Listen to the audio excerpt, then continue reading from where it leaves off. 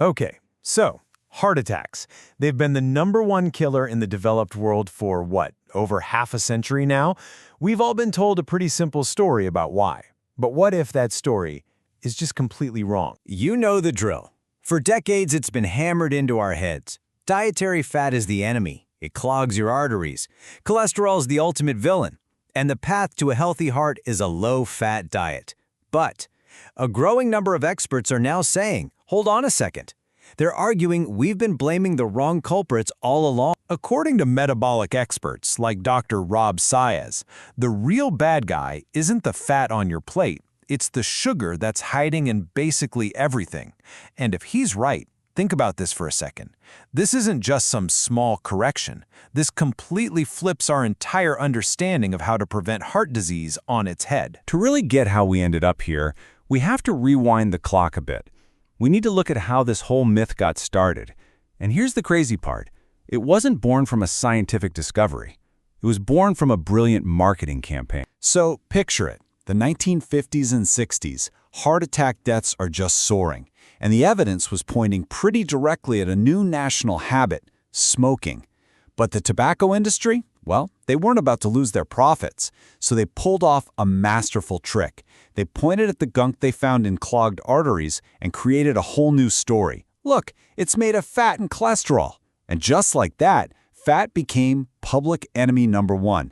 And the thing that was actually causing the initial injury, nicotine, got a free pass. And this really gets to the core of it. Plaque doesn't just decide to show up one day. It's your body's response to an injury. It's a healing mechanism. The real problem, the root cause, is inflammation. You can think of it like a little fire starting inside your blood vessels. This fire engine analogy makes it all make sense. So, step 1, you have the injury. Something like nicotine or sugar damages your arteries. That's the fire. Step 2, your body sends out an emergency signal, a 911 call. That's inflammation. So who shows up? The fire engine, LDL cholesterol.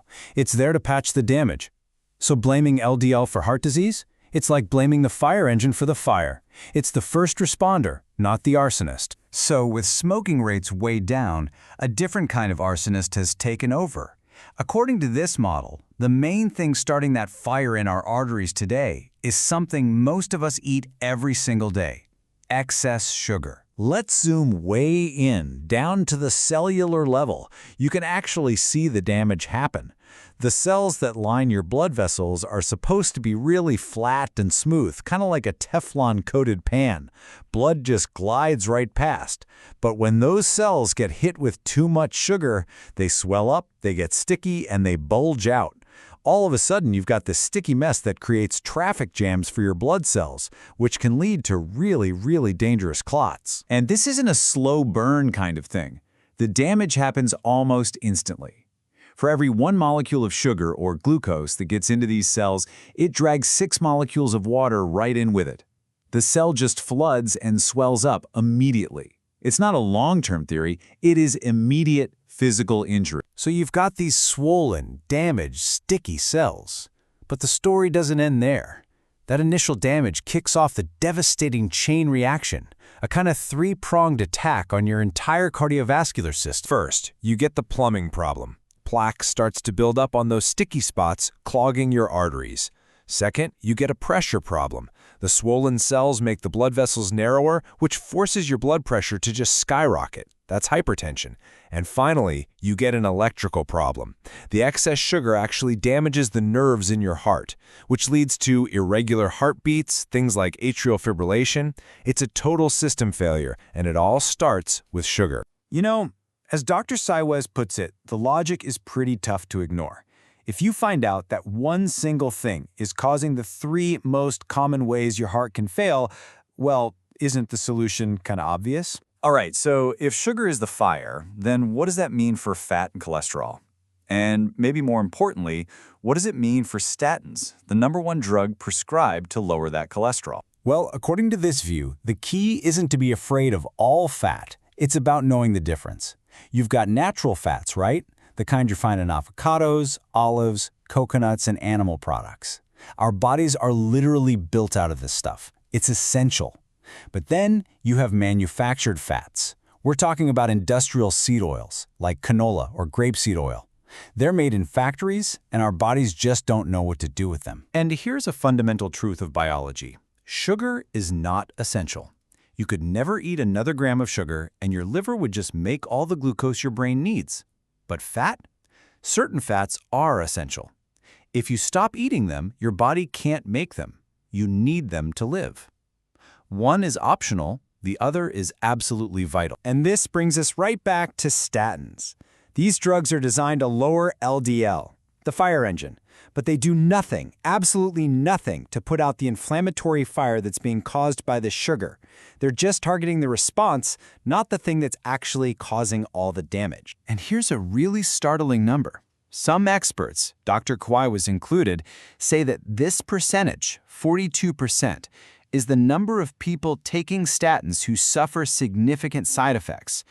We're talking about muscle wasting and, pretty ironically, an increased risk of getting type 2 diabetes, the very disease of sugar metabolism that may have started the whole mess. So, if we stop just treating the symptoms and start focusing on the root cause, what does that path to real health actually look like?